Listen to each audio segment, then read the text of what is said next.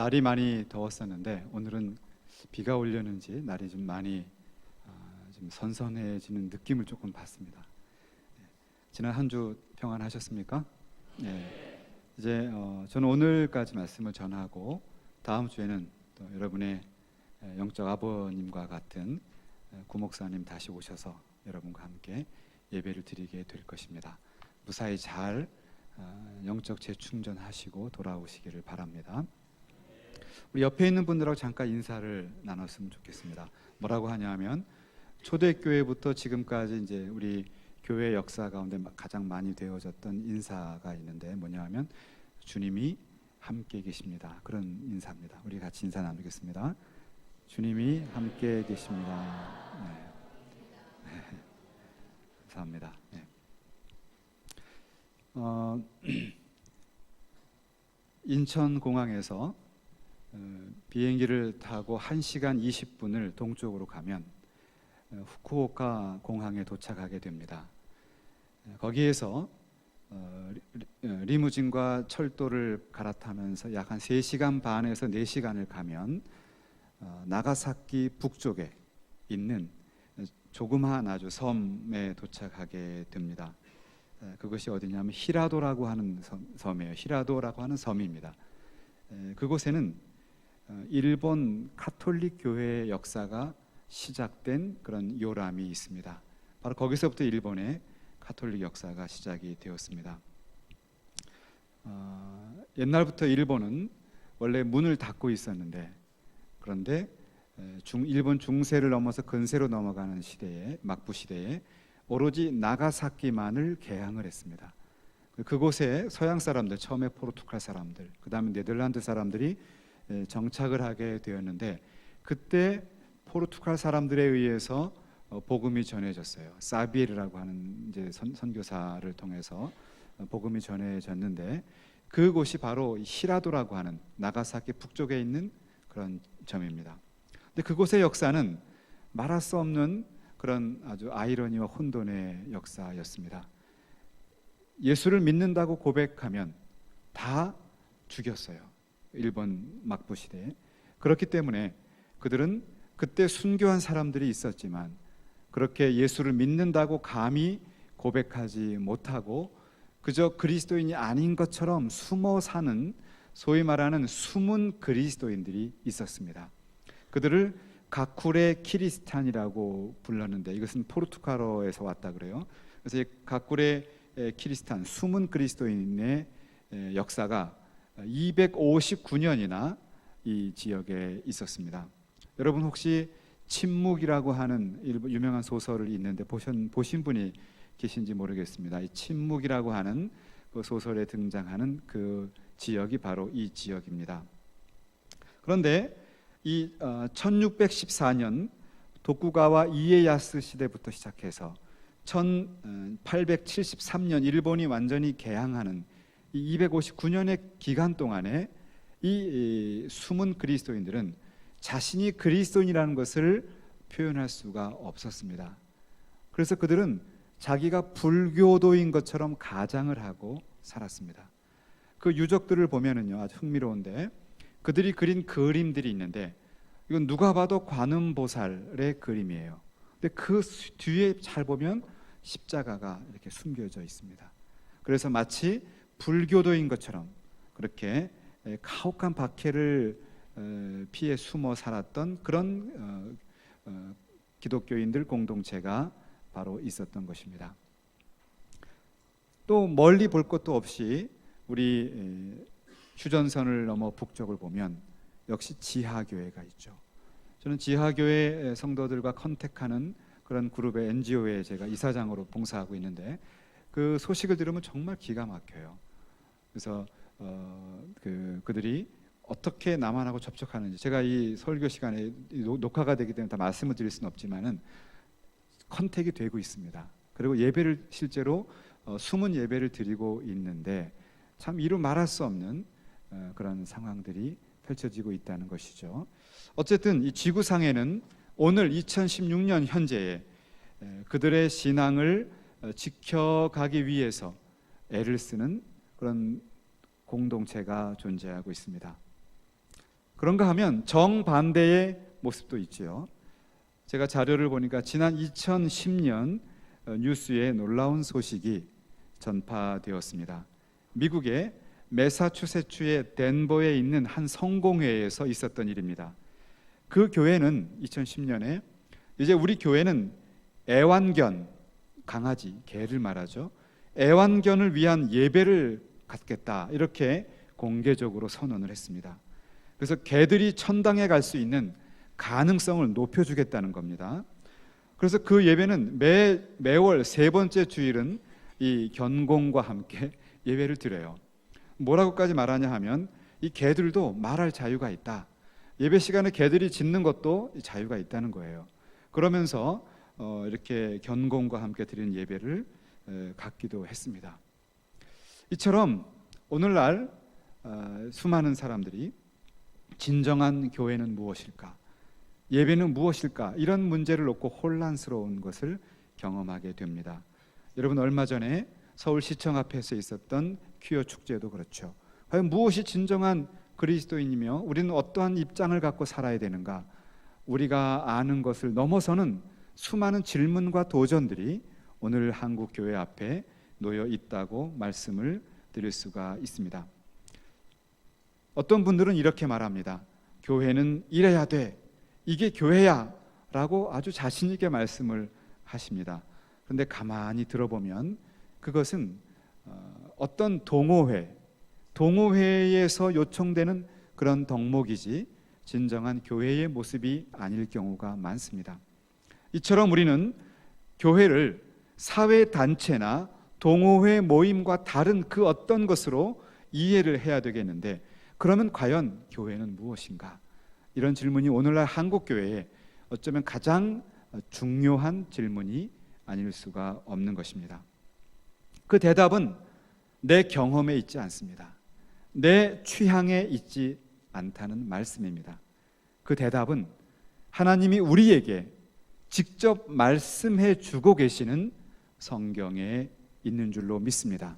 그래서 우리 대한예수교 장로회 합동 측에 속한 우리 보라비전 교회, 우리는 다른 것이 아니라 하나님 말씀 성경에 근거한 신앙을 갖는다는 것이에요. 그래서 사람들이 장로교, 합동교당 찾는 것은 우리는 살아계신 하나님의 말씀 위에서, 거기에서 가르치는 토대 위에 목숨 걸고 우리 교회를 세워간다는 것이에요. 이것이 저와 여러분의 그런 가장 중요한 보물과도 같은 우리의 신앙 고백인 줄로 믿습니다. 대부분의 신학자들이 가장 이상적인 교회가 무엇일까? 라고 할 때에 꼽는 것이 있습니다.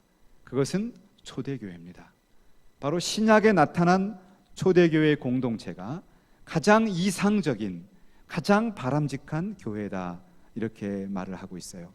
그럼 그 교회는 과연 무엇일까? 라고 할 때 예수께서 십자가에 돌아가셨다가 다시 부활하셔서 승천하시고 나서, 그리고 오순절 사건, 성령님의 임재하시는 그 사건에 의해서 구체적인 교회의 공동체가 출범을 해요.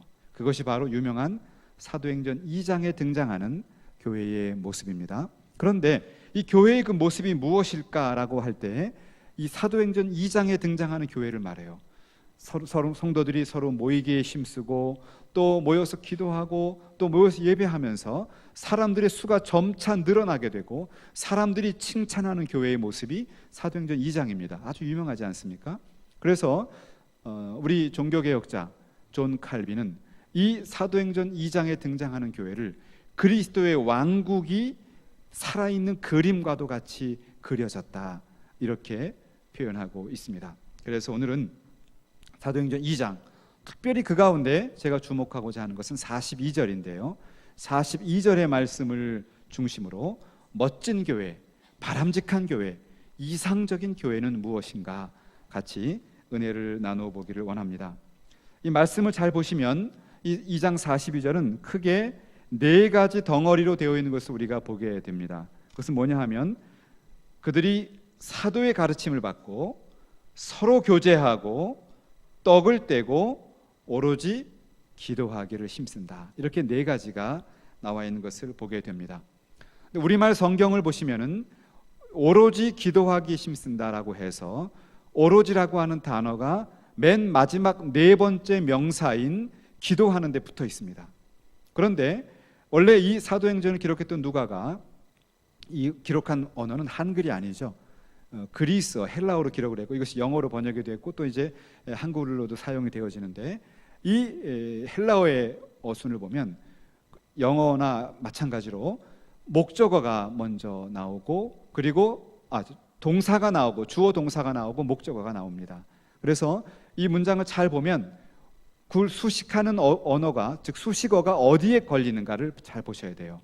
우리말 성경은 오로지 기도하는 데 심쓴다 이렇게 되어 있습니다만은 원래 누가가 기록한 그 의미는 뭐냐 하면 이런 네 가지 즉 사도의 가르침을 받고 서로 교제하고 떡을 떼며 기도하는 것 이 네 가지를 오로지 힘썼다 이렇게 해석하는 것이 정확한 번역입니다.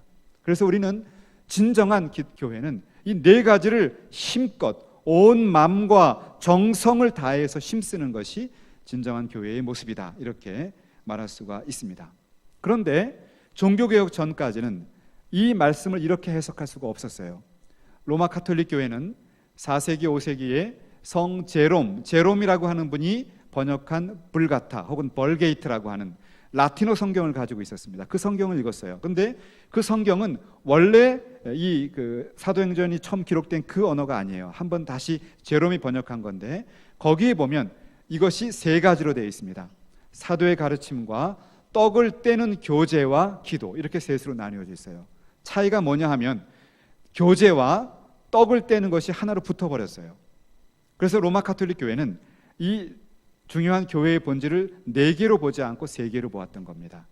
그런데 종교개혁 시대에 본질로 돌아가자, 하나님 말씀의 본질을 찾아보자라고 원래 기록한 원문을 찾아보니까 이 네 가지로 밝혀진 것이에요. 이것은 그래서 이렇게 네 가지로 읽은 것은 불과 500년밖에 되지 않습니다. 그게 뭐냐 하면 사도의 가르침, 그리고 교제, 떡을 떼는 것, 기도 이 네 가지를 오로지 힘쓰는 것이다. 그것이 정말 우리에게 중요한 오늘의 설교의 초점이 되겠습니다. 그러면 첫 번째로 사도의 가르침을 받는다는 말이죠. 이 사도의 가르침을 받는다. 이게 과연 뭘까? 여기에서 이 사도라고 하는 말은 여러분 아십니까? 사도 예수 그리스도가 지상에 사실 때에 그 사역을 지켜보았던 그 12제자를 포함한 그리고 마지막 사도인 막내 사도인 바울을 포함한 그들을 의미하는 것입니다. 이것이 사도들의 가르침이에요. 그런데 오늘 본문을 잘 보시면 본문은 베드로의 설교를 받고 지금 나타나는 현상들이 나타나요. 사도 베드로, 사도 중에 12제자 중에 가장 큰 형님이 되는 베드로가 전했던 말씀이 오늘 나오고 그 말씀을 듣고 이제 초대교회가 놀라운 그런 부흥을 경험하게 되는 겁니다. 그런데 그 베드로가 했던 말씀이 과연 뭘까? 그 핵심은 바로 앞에 나오는 36절에 등장합니다. 이렇게 말하고 있습니다. 그런즉 이스라엘 온 집은 확실히 알지니 너희가 십자가에 못 박은 이 예수를 하나님이 주와 그리스도가 되게 하셨느니라. 이 말씀이 핵심이에요. 교회가 생명과도 같이 지켜야 하고 보존해야 할 내용은 예수 그리스도의 복음이라는 사실이에요.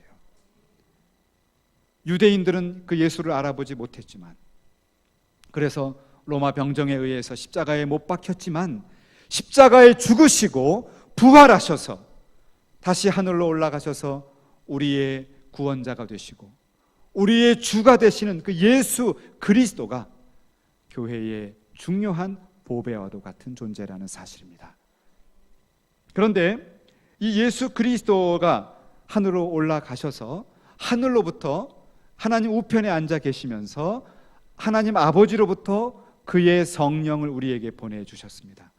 그래서 우리에게 주님은 이미 하늘로 올라가셨어요. 그리스도의 몸은 우리 가운데 계시지 않습니다. 그렇죠? 그리스도 몸이 계시지 않아요. 하늘로 올라가셨어요.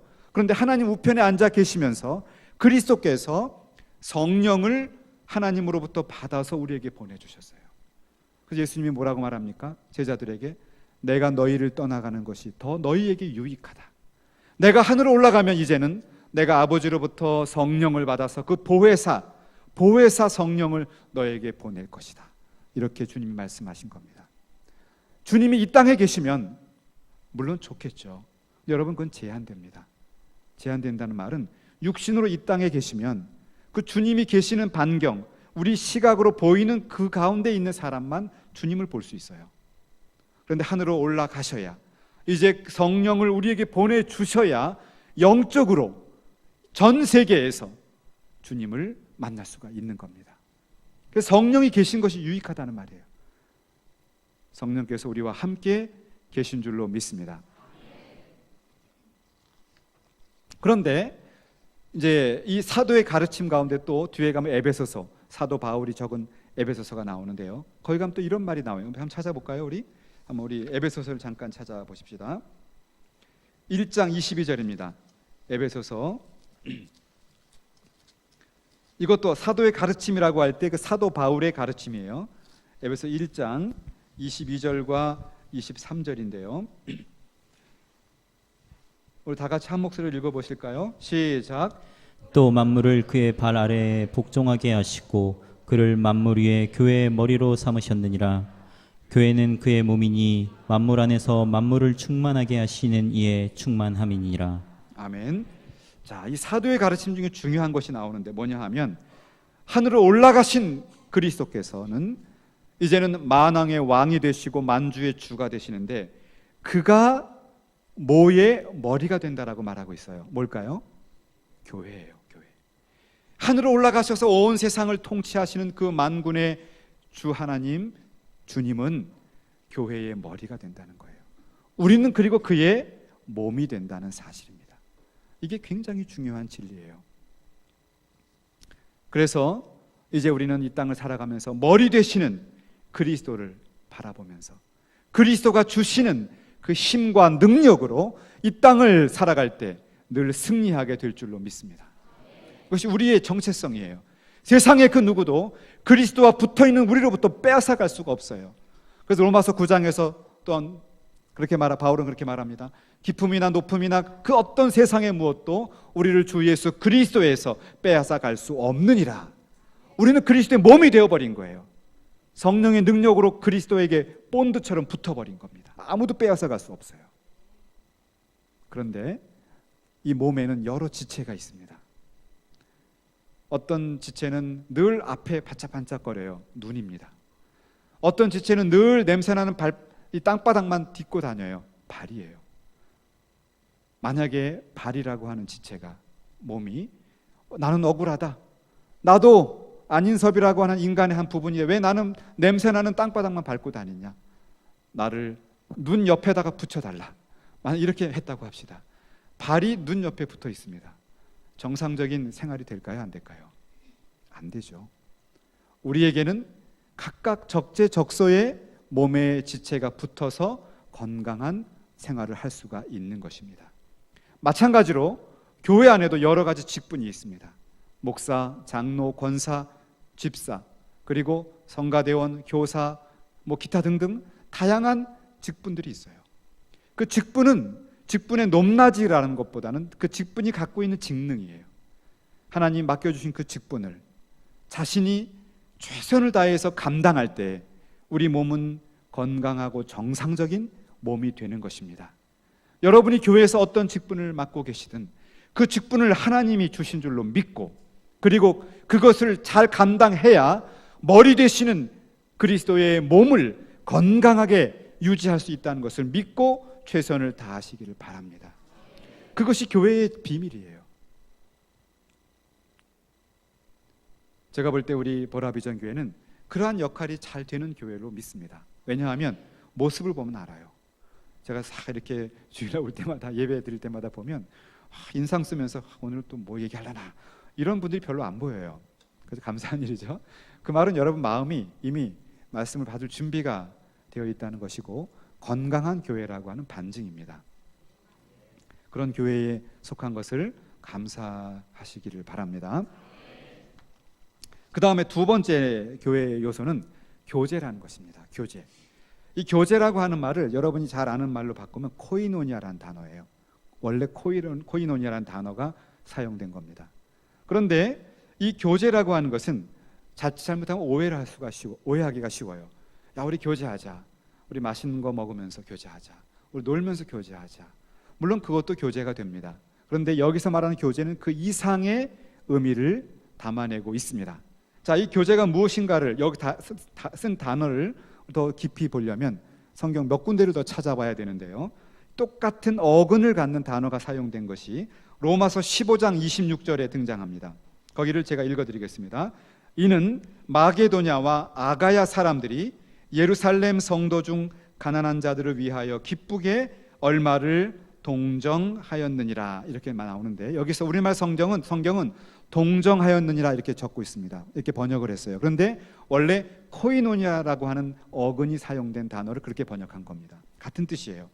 그러니까 이 마케도냐와 아가야, 마케도냐는 알렉산더의 고향, 그리스 북쪽이죠. 거기서부터 이제 동쪽으로 겐지스 강까지, 인도까지 침범했던 이 그리스 북쪽, 유럽입니다.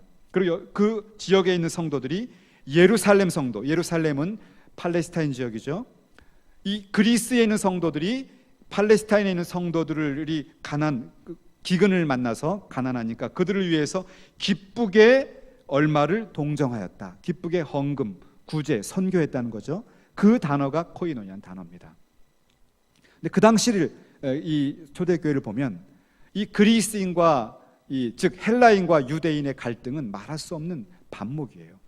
얼마나 이것이 심했으면 심지어 사도 베드로조차도 이 할례 안 받은 이 이방인들, 헬라인들과 같이 식사하다가 헬라파 유대인이 오니까 도망갔죠.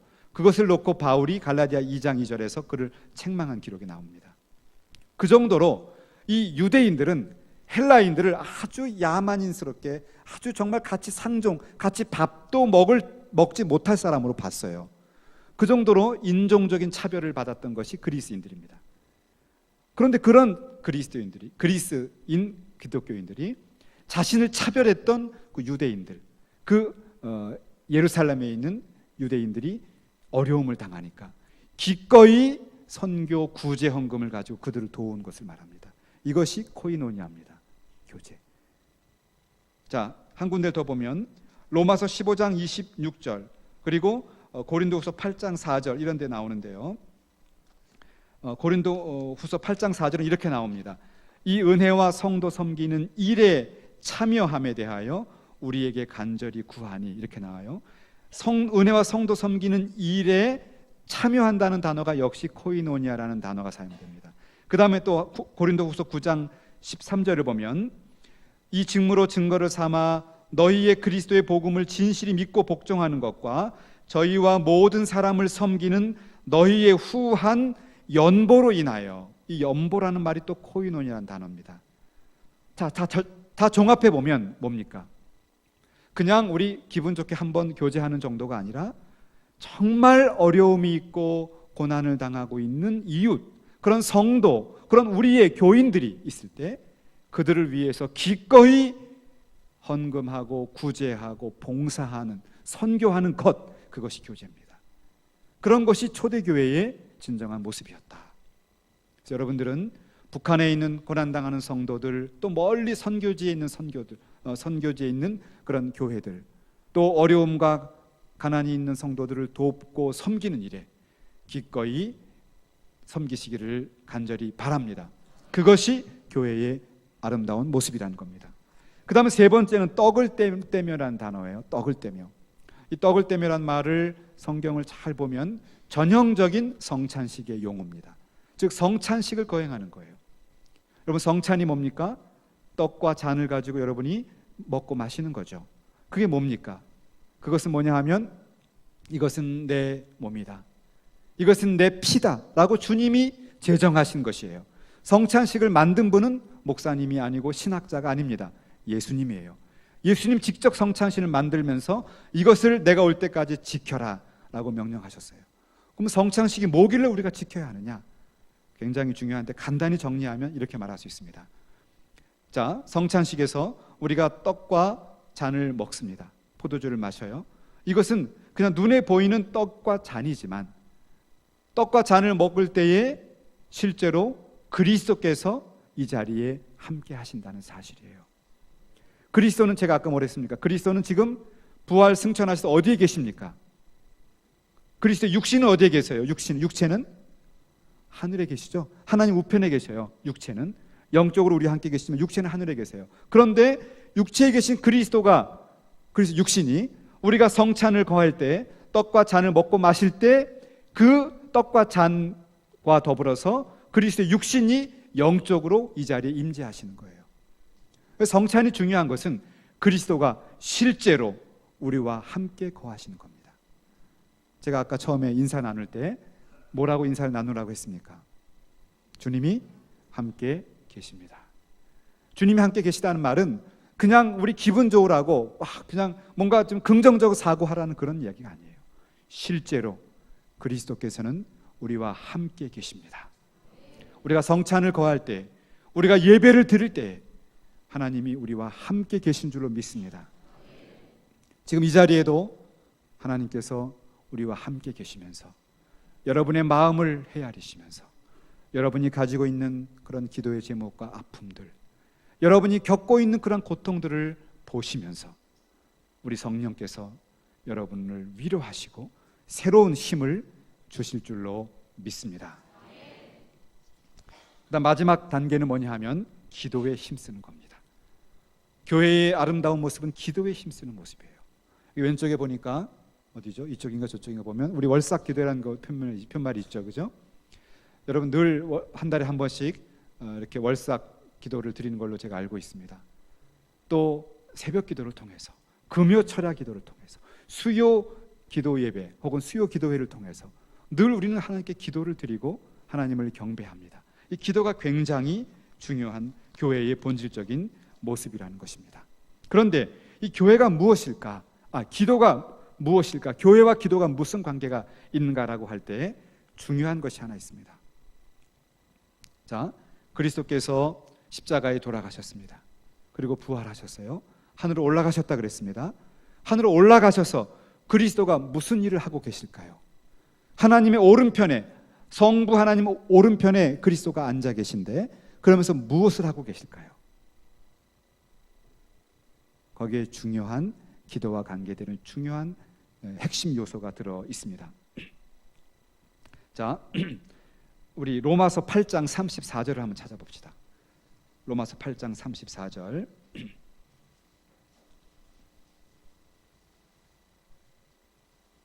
기도와 관계되는 가장 중요한 핵심 단어, 핵심 구절입니다.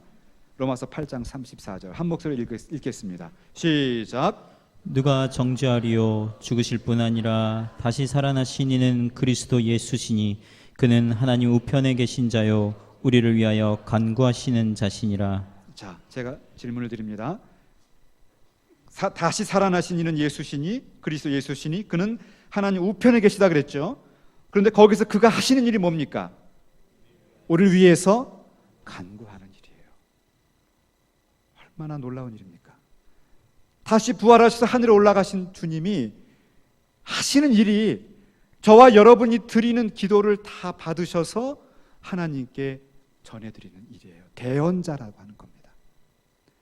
그래서 여러분 우리가 기도할 때 뭐라고 기도합니까? 맨 끝에 예수의 이름으로 기도합니다. 그 말을 그냥 여러분 하는 얘기가 아니에요. 우리 교회 역사를 보면 예수의 이름으로 기도를 드리게 된 것은 예수께서 승천하셔서 하나님 우편에 계시면서 우리 기도를 전해주는 그 순간부터예요. 그때부터 성도들은 예수의 이름으로 기도할 수 있는 자격이 주어진 겁니다. 요한복음 16장 23절에 이렇게 말합니다. 그날에는 너희가 아무것도 내게 묻지 아니하리라. 내가 진실로 진실로 너희에게 이르노니 너희가 무엇이든지 아버지께 구하는 것을 내 이름으로 주시리라. 아버지께 구하는 것을 내 이름으로 주시리라. 왜요? 주님이 그 옆에서 우리를 위해서 아버지께 간구하기 때문에 그렇습니다. 이러한 예수님을 여러분의 주로 모시기를 바랍니다. 여러분이 어떤 환경에 있든, 여러분이 어떤 위치에 있든 간에 우리가 우리의 마음을 다해서, 전심을 다해서 우리를 위해 죽고 살아나셔서 우리를 구원하시고 하나님 우편에 앉아 계신 예수 그리스도의 이름으로 기도하면 주께서 다 들어주시는 줄로 믿습니다. 이것이 우리의 비밀이에요. 그런데 중요한 것은 우리의 욕심을 위해서 기도해서 되는 것이 아니라는 거죠. 그래서 주님 뭐라고 가르칩니까? 뭐라고 가르칩니까? 하나님 뜻이 이루어지도록, 하나님의 나라가 이루어지도록 기도하라고 말합니다. 내가 내 욕심을 위해서 기도하면 주님이 그 기도를 하나님께 전달할 수가 없습니다. 그러나 하나님의 나라를 위하여, 주님의 교회를 위하여, 의를 위하여 우리가 기도할 때 주님은 그 기도를 다 받으셔서 아버지께 전달하면서 다 들어주시는 줄로 믿습니다. 이제 말씀을 정리하려고 합니다. 최근에 한국 교회 안에서 또 한국 교회를 향해서 많은 쓴소리가 나오고 있습니다. 한국 교회 이대로는 안 된다. 한국 교회 변해야 된다. 교회는 이래야 된다. 말들이 많이 있습니다. 중요한 것은 우리의 감정이나 우리의 윤리적 잣대나 우리의 느낌으로 말해서는 안 된다는 사실입니다.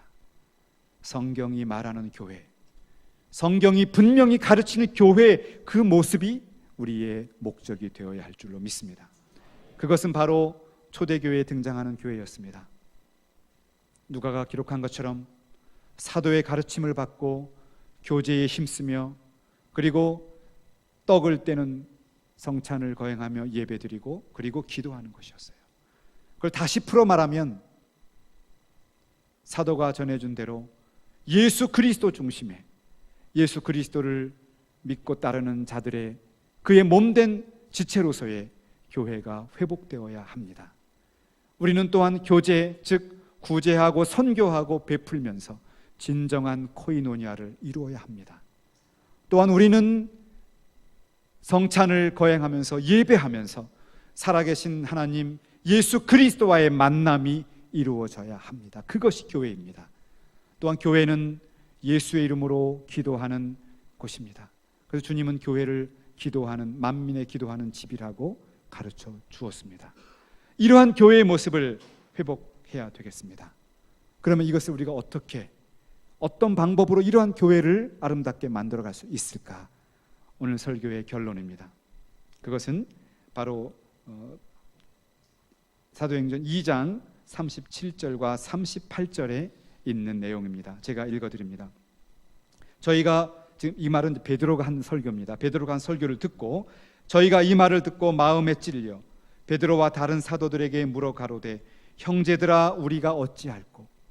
베드로가 전한 예수 그리스도의 복음을 듣고 마음에 찔렸습니다. 그래서 우리가 어찌할꼬 할 때 베드로가 그들에게 말합니다. 너희가 회개하여 각각 예수 그리스도의 이름으로 세례를 받고 죄 사함을 얻으라. 그리하면 성령을 선물로 받으리라. 우리가 하나님 말씀을 듣고 마음이 찔려서 회개하게 되면 예수 그리스도께서 우리에게 죄 사함을 주시고 그리고 무엇을 선물로 주신다고요? 성령을 선물로 주신다는 것입니다.